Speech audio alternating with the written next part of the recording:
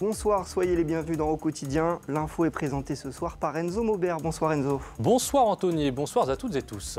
Dans l'actualité, la Ligue de protection des oiseaux cherche des rapatrieurs, Enzo. Et oui, ce sont eux qui interviennent quand un animal blessé a besoin d'être transporté vers un vétérinaire ou un centre de soins.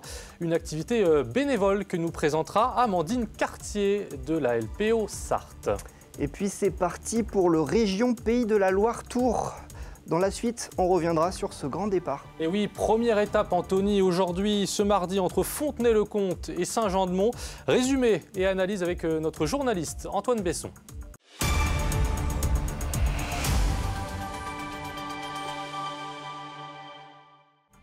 Et au sommaire, les 24 heures moto approchent et les essais commencent sur le circuit Bugatti. C'est parti pour les essais près-Le Mans ce mardi et ce mercredi. L'occasion pour une quarantaine d'équipes de se tester en piste et de faire tourner les motos. Une page sociale avec plusieurs manifestations au Mans, les postiers ainsi que les personnels de l'éducation nationale et les étudiants de l'école des beaux-arts étaient dans la rue ce mardi. Et puis enfin, le 2 avril, c'est la journée mondiale de sensibilisation à l'autisme. Nous sommes allés à la rencontre des personnes concernées, vous le verrez. Les essais près-Le Mans, c'est parti sur le circuit Bugatti. Et oui, les 24 heures moto, c'est dans un peu plus de 2 semaines. Et ce mardi marquait un peu le début des festivités aussi de cette 47e édition. Pendant 2 jours, une quarantaine d'équipes participent à ces 2 journées de tests. L'occasion pour l'équipe sartoise, le Yoshimura Cert Motul, de signer le meilleur temps de la première matinée. Ces essais sont non obligatoires et les chronos seulement indicatifs. Il n'existe aucune obligation de performance. Mais ces premiers tours de piste permettent aux concurrents de tester leur monture et même sous la pluie, vous le voyez. Et d'ailleurs, nous avons retrouvé le team amateur plein gaz 72. Écoutez les premières sensations du pilote et président de l'association, Vincent Bridel. Un peu stressant quand même parce qu'il y a toute l'orga en fait qui est remise en cause. Après il y a le côté mécanique, on ne sait jamais comment ça peut se passer. Et là soulagé, là on part sur un bon point et tout va bien quoi. On travaille dessus. Quand j'étais petit je l'ai regardé, maintenant je me dis que je suis avec eux donc c'est super fun et c'est cool quoi. Là on y est, là maintenant il n'y a plus qu'à faire les choses sérieusement et puis bien vivre le moment entre potes quoi. C'est un peu humide, le grip c'est pas formidable mais bon on travaille avec l'équipe pour faire quelque chose de convenable sur les suspensions et ça se passe plutôt bien ouais. Et on reste dans le sport avec le MSB qui vient d'officialiser la signature de son futur entraîneur. Il s'appelle Guillaume Vizade et il vient donc remplacer Elric Delors qui partira à la fin de cette saison. Guillaume Vizade, 41 ans, est l'actuel entraîneur de la JA Vichy, une équipe de Pro B. Il a également entraîné l'équipe de France U20, championne du monde 2023. Il s'engage pour une durée de 2 ans à compter du 1er juillet 2024 avec le club Manceau. Les postiers expriment leur colère place de la République au Mans. Ce mardi, ils étaient une cinquantaine de facteurs et de guichetiers à protester contre la nouvelle organisation du travail mise en place par la Poste. Ils demandent aussi des hausses de salaire. Anthony Piton. Nos chargés de clientèle de la Poste, en fait, il y a un accord qui a été signé. Les postiers viennent à la rencontre des usagers. Ils dénoncent l'obligation imposée aux guichetiers de travailler sur tous les bureaux de poste, jusqu'à 59 km autour de leur lieu de travail habituel. Le but, c'est de faire signer les usagers et puis nos collègues aussi, quoi. La pétition sera envoyée à la direction de la Poste pour demander la révision de cette organisation de travail. Nous exigeons la reprise des négociations sur l'organisation de travail. Les chargés de clientèle, notamment à la Poste, et les chargés de clientèle remplaçants, on leur dit que ça devrait être des super rouleurs, c'est-à-dire qu'il faut qu'ils fassent plus de 20 km pour aller d'un bureau à un autre. Et avant, c'était 30 km maximum. Maintenant, on leur dit c'est 59. Et pour les chargés de clientèle remplaçants, s'ils ne font pas en dessous de 20 km, ils ne seront même pas remboursés des frais kilométriques. Donc c'est scandaleux. La CGT réclame aussi une augmentation des salaires de 10% pour tout le personnel de la Poste. On est en première ligne, que ce soit les facteurs ou les chargés de clientèle, ou les guichetiers, j'appelle ça, les guichetiers et les guichetières. Mais à un moment donné, si on est l'image de la Poste, il faut aussi les revaloriser, quoi. Le syndicat n'exclut pas d'autres actions devant les bureaux de poste dans les prochaines semaines. Et une manifestation aussi de l'éducation nationale. Ils étaient 150 à protester contre les groupes de niveau au collège.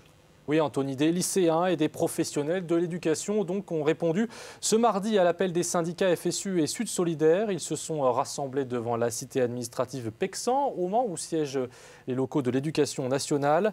Leur revendication, la suppression des groupes de niveau prévus pour la rentrée 2024 pour les élèves de 6e et de 5e en français et en mathématiques, mais aussi des moyens supplémentaires pour l'éducation, une hausse des salaires pour le personnel en général. Et avec eux, des étudiants. Oui, les étudiants de l'École supérieure des beaux-arts et de design du Mans. Ils protestent contre le projet de hausse des tarifs d'inscription de l'établissement pour la rentrée prochaine. 200 € pour les boursiers, 400 € pour les non-boursiers et 700 € pour les non-boursiers hors Union européenne. Les étudiants déplorent les conséquences de cette hausse tarifaire sur leur précarisation. Écoutons le témoignage de Fanny Béranger, étudiante justement à l'École supérieure d'art et de design du Mans. C'est inadmissible parce qu'on va être encore plus dans la précarité. Il y a déjà des élèves, des proches qui loupent des repas à cause de ça. Il y en a, ils font des boulots à côté pour essayer justement de payer leur loyer.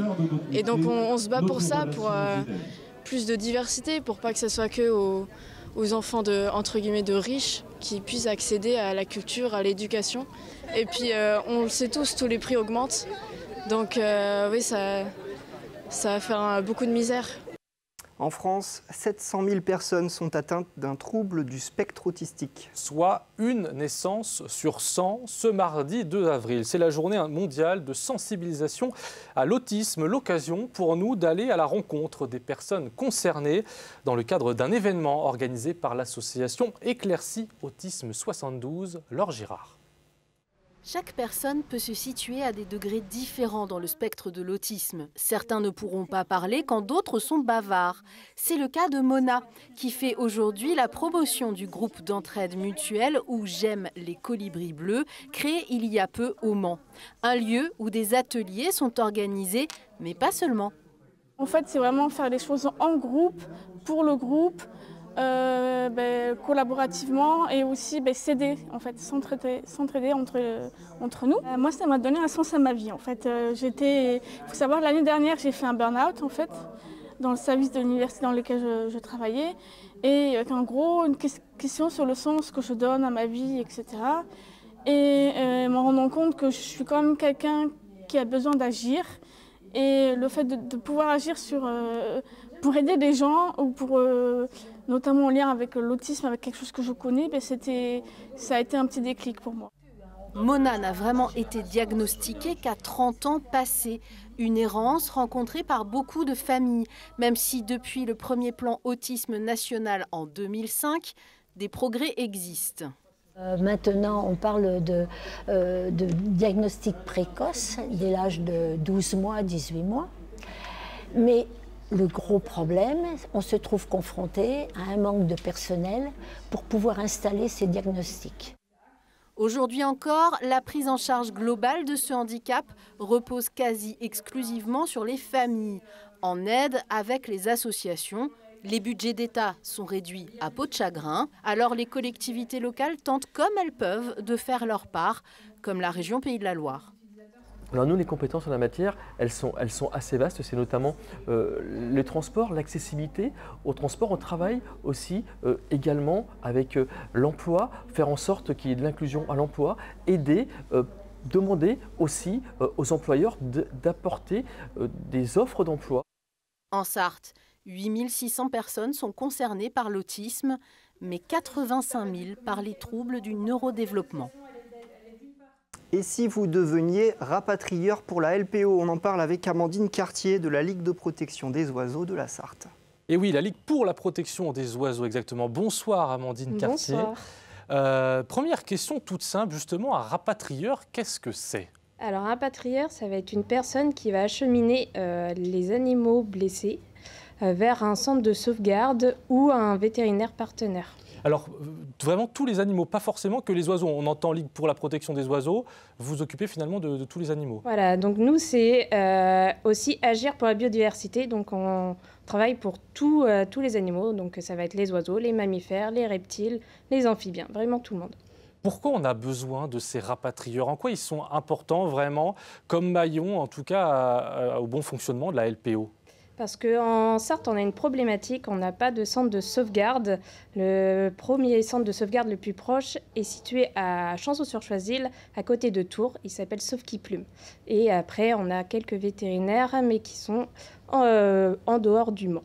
Donc concrètement, le travail bénévole d'un rapatrieur, eh bien, c'est d'acheminer les animaux vers, par exemple, ce centre de sauvegarde ou vers les vétérinaires compétents du département. C'est ça, exactement. Donc ça va être faire le trajet vers Sauve-qui-Plume ou vers un vétérinaire partenaire. Alors comment ça se passe habituellement quand un citoyen lambda comme moi, par exemple, trouve un animal blessé, que ce soit un oiseau ou un autre type d'animal, comme vous l'avez dit, comment ça se passe ? Alors généralement, ils nous contactent. Donc nous, on va être là pour les conseiller et les rediriger vers une solution.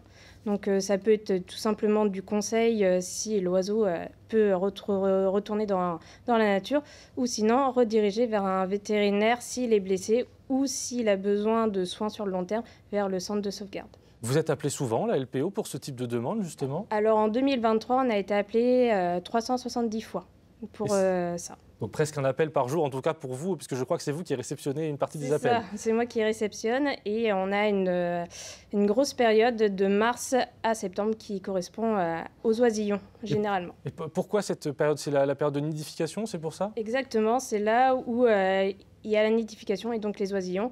Et ils peuvent tomber du nid et donc les personnes peuvent se retrouver nez à nez avec eux et se poser la question, qu'est-ce qu'il faut faire? Bien justement, qu'est-ce qu'il faut faire? C'est quoi les bons gestes à adopter dans ce cas-là? On peut être tenté parfois de lui donner de la nourriture, de vouloir bien faire. Est-ce que c'est vraiment les bons réflexes à adopter? Alors la première chose qu'il faut se poser, c'est la question, est-ce qu'il est vraiment en détresse? Donc vérifier si il a une plaie, donc plaie, s'il est affaibli, qu'il ne s'enfuit pas devant vous.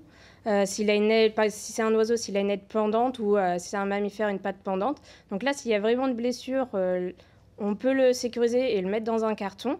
Et s'il ne présente pas de caractéristiques de blessure ou qu'il est actif, on va le laisser dans la nature. Si c'est un oisillon et si le nid est accessible, on va le remettre en hauteur ou sinon dans un carton en hauteur. Donc pour revenir à ces rapatrieurs, justement, on peut dire ces anges gardiens un peu du quotidien de la nature. En 2023, vous aviez 14 bénévoles. Combien il en faudrait idéalement dans le département pour que vous puissiez vraiment bien couvrir tous les besoins? Alors il faudrait en fait, j'ai pas un nombre en tête, mais il faudrait vraiment des personnes dans tout le département. Parce qu'on peut avoir des appels vraiment de partout. Et donc, ça va être surtout la disponibilité des personnes qui soient disponibles en semaine, par exemple, et qu'ils aient du temps. Parce que ça demande environ minimum 2 heures jusqu'à 4 heures de oui, il faut faire le trajet derrière. C'est ça, exactement. Et c'est vous, après, qui lancez l'appel, en tout cas aux rapatrieurs.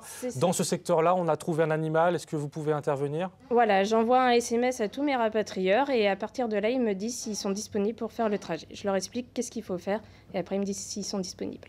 Je le disais tout à l'heure, c'est bénévole, rapatrieur, c'est-à-dire qu'il faut vraiment être passionné pour faire ça. On ne fait pas ça pour la reconnaissance ni pour l'argent. C'est ça, il faut être passionné. Vous aurez l'occasion de voir des espèces de plus proches.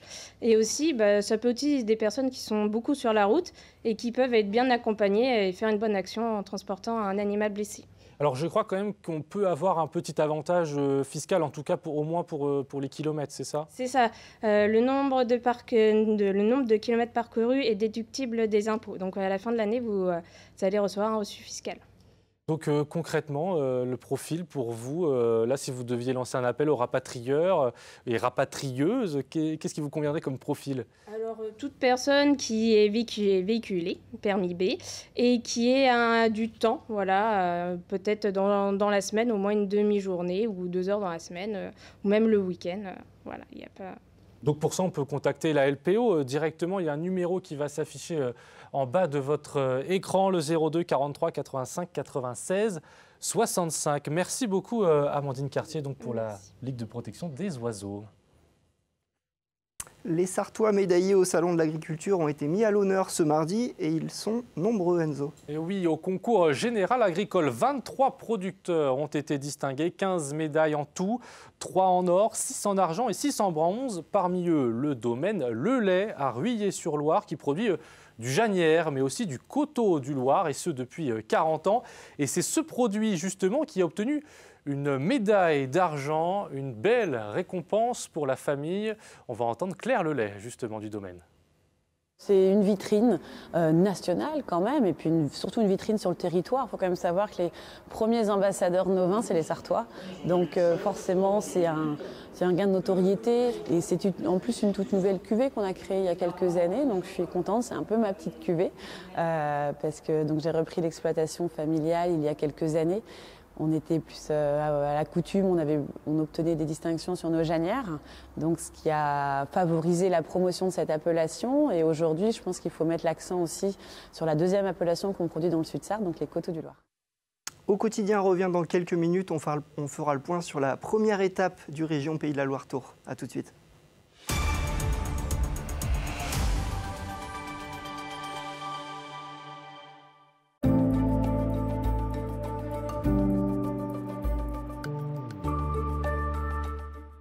Bonsoir messieurs, dames, ravi de vous retrouver pour ce nouveau bulletin météo. J'espère que vous avez passé un excellent week-end en notre compagnie. Alors pour votre soirée, des conditions météo qui resteront assez maussades sur l'ensemble du territoire. Ce sera d'ailleurs encore le programme météo pour quelques jours. Avec pour votre soirée de nombreux nuages, de la pluie également sur l'ensemble de la région, des températures qui évolueront entre 10 et 11 degrés avec les 10 degrés pour Laval, au Mans ou encore pour Alençon, idem pour Sillium ou encore à Vendôme, 11 degrés du côté de Blois pour Tours ou encore à Angers. Les 11 degrés seront également présents du côté de Mamers pour la Flèche également. Pour la journée de mercredi au petit matin, pour ce milieu de semaine et surtout pour la journée des enfants, le temps restera plutôt encore agité sur l'ensemble du territoire. On est toujours en absence de cet anticyclone. Ce sont donc les perturbations qui continuent d'en profiter. Alors, de nombreux nuages, de la pluie, un petit peu de vent également au programme. Les températures qui évolueront entre 10 et 11 degrés, avec 10 degrés pour Alençon, pour Laval ou encore du côté de Saint-Calais. Idem à Blois, comptez 11 degrés à Vendôme ou encore pour la Flèche, 11 degrés également au Mans. Pour la suite de votre journée, ça va légèrement s'améliorer avec des précipitations qui se feront un petit peu plus rares. On les retrouvera sous forme d'averses avec quelques timides rayons de soleil, quelques passages nuageux également. Les températures comprises entre 15 et 16 degrés de température qui resteront plutôt conformes au normal de saison. Alors le mercure, il va grimper pour cette fin de semaine. On repassera au-dessus de ce qu'on devrait avoir normalement à cette même époque de l'année. De la pluie côté ciel et malheureusement, ça devrait également se confirmer pour la journée de vendredi. Mais on y reviendra bien évidemment lors d'un prochain bulletin météo. Passez une excellente journée en ce mercredi 3 avril.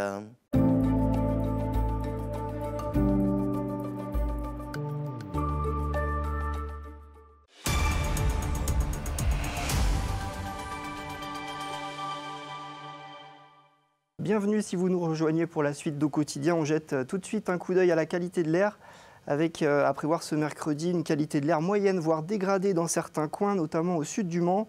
Un indice lié aux conditions météo, vent de sud et pluie éparse. L'ozone est le polluant majoritaire déterminant de l'indice. On passe à présent à notre chronique sur la région Pays de la Loire-Tour.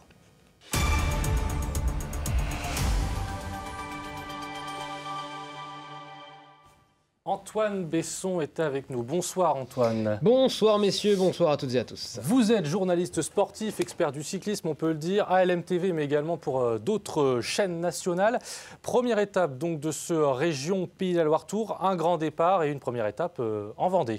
Exactement, et une mauvaise nouvelle. Malheureusement, avant le départ donc, de cette première étape, il devait être 4 Sartois, ils ne seront finalement que 3, car Jérémy Levaux a dû déclarer forfait. Il est tombé malade lundi soir, malheureusement. Donc cette première étape avec un début de course très rapide. On retrouve 4 coureurs en tête: Samuel Leroux, Luca Matisse, Jean-Louis Leny et Xavier Izaza, 2 Français, un Belge et un Espagnol à l'avant. À l'arrière, le peloton contrôle. C'est Jean-Louis Leny à l'avant qui va chercher les points lors des les 2 dernières ascensions répertoriées au classement de la montagne et qui portera demain le maillot de leader du classement de la montagne. Ensuite, regroupement à 67 km de l'arrivée. Les 4 coureurs échappés se font rattraper donc par l'avant-garde du peloton qui a accéléré. Regardez en bas de votre écran, hop, la chute là ici à l'arrière du peloton pour Magnus Kulset pour la formation Uno X. Et puis on arrive dans l'emballage final dans quelques instants. D'abord sur le circuit final, sur un sprint bonif, ici c'est Brian Cocard qui vient prendre 3 secondes de bonification. Derrière on a quelques tentatives, notamment Ben Hilly, l'un des favoris pour le classement général. Un de ses coéquipiers également qui va attaquer par la suite avec Kevin le Danois pour la formation Arkea BNB Hotel et Raït petite arme également pour la formation nordiste Van Rysel-Roubaix-Lille Métropole. Des coureurs qui se feront rattraper à moins de 20 km de l'arrivée. On se dirige donc vers un sprint massif. Et dans les 50 derniers mètres, on a 2 coureurs qui se battent pour la victoire. Marine Vandenberg et Yon Aberastori qui s'imposent. Difficile de le dire, même avec ces images au ralenti.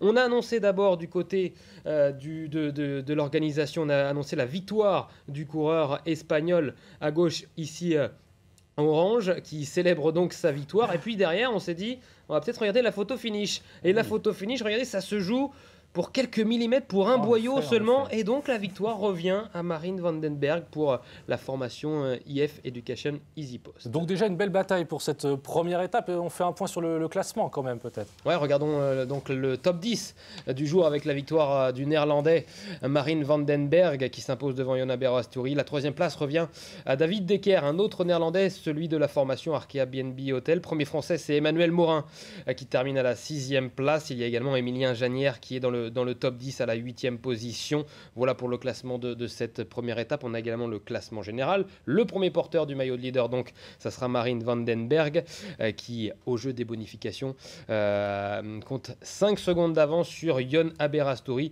David Decker est 3e avec 7 secondes de retard. Brian Cocard, premier français, est 4e avec 8 secondes de retard sur le leader. Et le local du jour dans tout ça, Antoine, qui est-il ? C'est certainement Kevin le Danois, évidemment un pur Vendéen, puisqu'il habite à Saint-Jean-de-Mont. Kevin le Danois, le coureur de la formation BNB, Arkea BNB Hotel. Il habite à quelques hectomètres de l'arrivée. Il connaît les routes empruntées par cette première étape par cœur. Ce sont ses routes d'entraînement et on l'a vu attaquer dans ce final de cette étape, justement lorsqu'on est arrivé du côté de sa ville à Saint-Jean-de-Mont. On le voit ici à gauche de l'écran avec son maillot rouge. Kevin le Danois, donc le local du jour. Et juste après cette étape, donc même s'il s'est fait rattraper à 19 km de l'arrivée, il a tenu à nous dire un petit mot justement dans le bus pour aller rejoindre la prochaine ville-étape. Salut Antoine, bonjour tout le monde. Bon, un petit résumé de la journée. En arrivant à domicile, c'était plutôt sympa, donc j'ai essayé de profiter au maximum de la journée. Il fallait rester vigilant avec le vent et les conditions météo, mais au final on s'en est pas trop mal sorti. Et puis après, en arrivant à la maison, j'ai essayé de me faire plaisir en attaquant, donc bon, ça a pas marché, mais je me devais en arrivant à la maison d'essayer quelque chose, donc c'était chose faite et puis on retentera les prochains jours. Et une première étape, Antoine, qui a aussi permis de voir de belles images de la Vendée. Quelle image vous retenez de cette première étape ? Oh, une magnifique image, c'est quand on arrive du côté de Saint-Jean-de-Mont. Regardez, la belle-mer. La météo n'était pas forcément au rendez-vous. On aurait aimé un petit ciel bleu, mais regardez quand même ces belles images. Donc c'est la plage de l'Estacade à Saint-Jean-de-Mont, une plage unique en Vendée par la présence notamment donc de cette estacade de 400 mètres. Tout de même un lieu incontournable et sublime où de nombreux Vendéens et des touristes viennent se balader. C'est vrai que c'est mieux encore quand il fait beau. Un mot sur l'étape de ce mercredi, je crois qu'on repart vers la terre cette fois. Exactement, on partira de Châteaubriand. Regardez cette deuxième étape, Châteaubriand en Loire-Atlantique, et on prendra la direction de Saumur dans le Maine-et-Loire. 162 km au programme avec un petit peu plus de 1000 mètres de dénivelé positif, 3 sprints intermédiaires, 3 montées répertoriées au classement de la montagne. Départ Châteaubriand, direction Saumur. De la Loire-Atlantique au Maine-et-Loire, on passe au sud d'Angers, on prend donc la direction de Saumur, circuit final dans Saumur avec la côte de Ruchèvre. Attention, sur la chaîne L'Équipe, Pierre Roland, qui est un des consultants de la chaîne L'Équipe, il a dit que c'était aussi dur que la montée de Gazonfier. Donc on verra tout ça. Merci beaucoup à vous Antoine, on vous retrouve demain évidemment pour la deuxième étape de ce Région Pays de la Loire Tour. C'est la fin d'au quotidien. Oui, merci j'allais dire Anthony, on n'oublie pas, on peut regarder, on regarde l'Équipe pour le Pays de la Loire Tour, le Région Pays de la Loire Tour, l'Équipe qui nous fournit ces images gratuitement. Et donc on regarde, Anthony, pardon. Non, on se dit à demain pour une prochaine édition de Quotidien. Et tout de suite, c'est Plus belle Massart à Brette-les-Pins, très beau village. Au revoir.